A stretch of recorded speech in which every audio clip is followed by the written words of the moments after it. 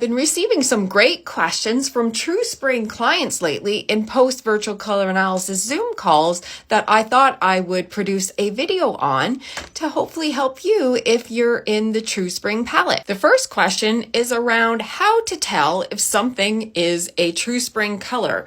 So additional support in using color references, basically, whether it be the digital references provided or the color wallet. TrueSpring colors are warm tints. So these are yellow-based colors that have white added to them to brighten them up. I find sometimes people confuse True Summer colors with TrueSpring colors in stores, particularly the blue colors.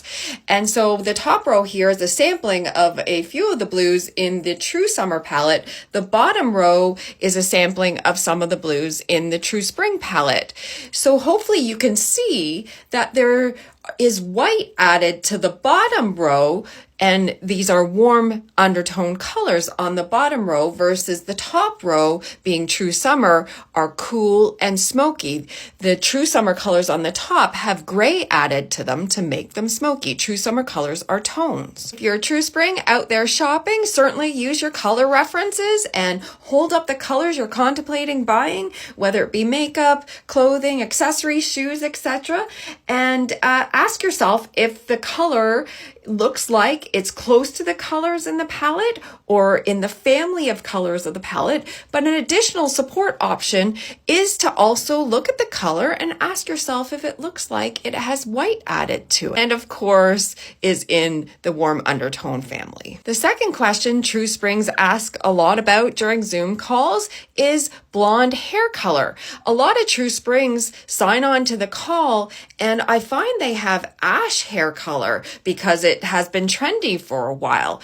TrueSpring blonde hair color recommended is more in a bright golden range. So on the left here is an example of a bright golden range TrueSpring hair color.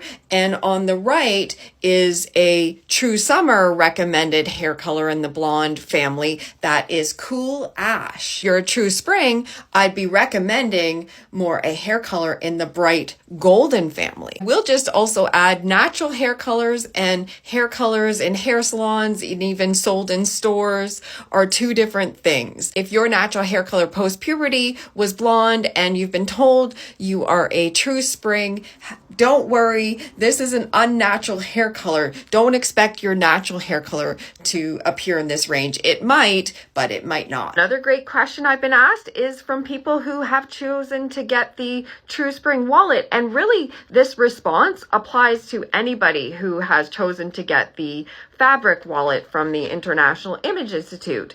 There is sometimes some fabrics in the wallet that have texture to them. Really use the references to focus on the color of the fabric as opposed to the texture. Times when wallets are created, it's difficult to find a particular color, and so they move ahead with choosing fabrics with texture in them just because it shows the colors. In all my Zoom calls, regardless of color palette arrived at, I always suggest if somebody is using the digital color references, they receive a few files in the digital color reference download.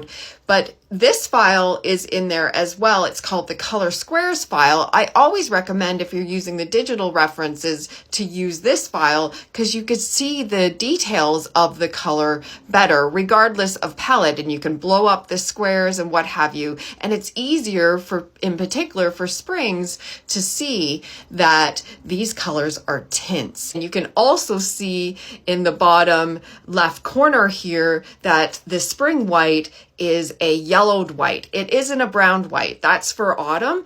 Spring white is cream, which is a yellowed white.